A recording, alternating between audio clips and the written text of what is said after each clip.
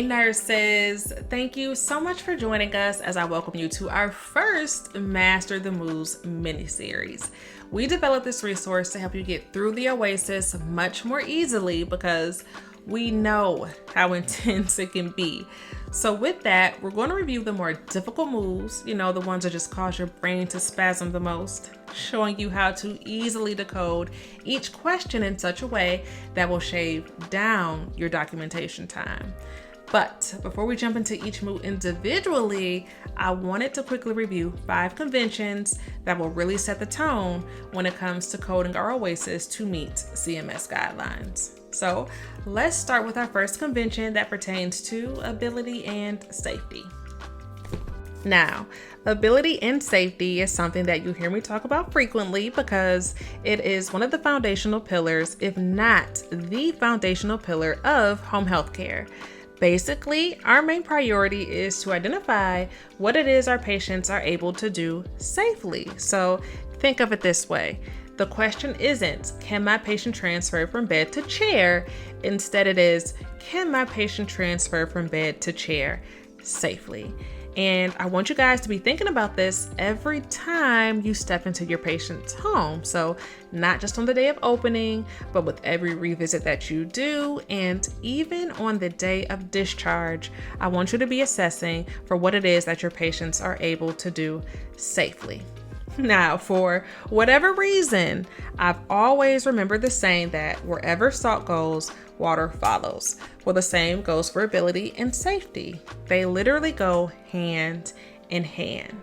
And last but not least, when you're assessing for safety, I want you to think about your patient holistically. So we're looking for those physical impairments, those emotional, cognitive, or behavioral impediments, those sensory deficits. And we're even looking for environmental barriers that may negatively impact your patient's ability to complete their tasks safely. So as we move into the questions individually, I'll be sure to give you more concrete examples of such, but I just wanted to give you that to think about. Okay, so our next convention refers to our time frame considerations, which is twofold. So CMS tells us to consider what it is our patient is able to do safely on the day of assessment, which, keep in mind, is the preceding 24 hours from the time you make your visit. However, CMS also tells us that if your patient's ability varies over time, we are to choose the response that describes what he or she is able to do more than 50% of the time, considering the period in question. Now, that's the politically correct version. Allow me to give you the more practical version as a fellow home health nurse. So what I don't want you to do is overthink this convention because that's pretty easy to do, but I do want you to use your assessment skills. I do want you to use your discretion, and most importantly, I want you to trust yourself when you're doing this assessment. Because here's my thing. A patient may have a broken walker with a missing wheel, cluttered pathways throughout the whole house, and will barely be able to ambulate 10 feet without almost falling over. But they will tell you that they're able to make it to the bathroom by themselves. And maybe they can, but again, can they do it safely? And I'm gonna just go ahead and say probably not. And I know my patient's ability may vary, from day to day, but all I'm saying is this. As it pertains to these moves, I humbly suggest that you more so assess as opposed to interview. And I also suggest that you document what you see as opposed to what you're told. Because you and I both know there's a lot to unpack in these questions, and I don't want to place that type of burden on myself, nor do I want to place that type of burden on my patients. So let me go ahead and get off my soapbox so we can finish up. However, that's just my 2 cents. So again, don't overthink it too much, but I just wanted to give you 2 perspectives here. Our next convention refers to the idea of the majority of tasks. This convention can be a bit sticky as well, so I would suggest separating it into 2 parts when it comes to assessing your patient's ability. Now, for the first part, I would look at the activities that my patient performs most often. As for the second part, I'm going to look at to what extent can my patient safely perform those majority of tasks in question.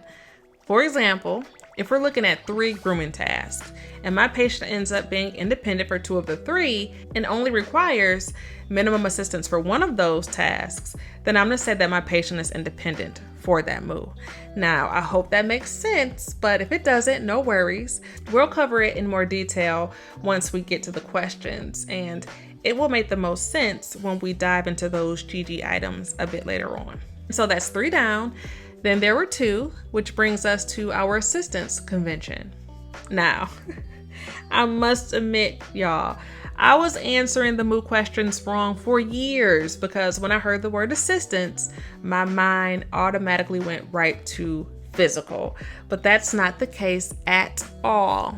In fact, CMS tells us that when it comes to these set of questions, anytime another person has to be present in any way, shape, or form to ensure that something is being done safely, then that means assistance is being provided. So in actuality, everything from standby assistance, contact guard, or hands-on assistance, and even queuing and reminders fall under the assistive umbrella. And at some point, you may have a patient that may only require a cue to make sure that they're using the safest technique, for example, or a simple reminder to always throw their sharps into an empty milk jug. And that is okay. So don't sell yourself short here and give yourself the credit you deserve. And finally, we're going to look at the collaboration convention as we wrap it all up. There's quite a bit that goes into this one, so at any point that you may have any questions, feel free to slide into our DMs or shoot us an email, and I'll be more than happy to assist. But I just wanted to touch on these key concepts real quick. So number 1, as the clinician, you take responsibility for the completion of the OASIS. You yourself are the lone author, but you can elicit feedback from your agency's team members to complete any or all of the OASIS. Just remember that those whom you collaborate with must act within their scope of practice. So I may not collaborate with a physical therapist in the same way that I would an occupational therapist or a home health aide, for example. And those that you collaborate with must have had direct in-person contact with that patient or have collected data by the means of monitoring devices, phone calls, photos, etc. when it comes to patient care. The collaborative process must take place during that OASIS completion window. So if we're talking about an opening OASIS, technically you have 6 days because that initial day is counted as day 0, whereas with a recert, you only have 2 days to collaborate. And last but not least, let me also mention that the collaborative process does differ when it comes to those pressure ulcer questions. So just keep that in the back of your mind. And I'm just going to quickly interject here as well. I think this is an awesome tool to have because most times we often hear about home care being such a lonely profession.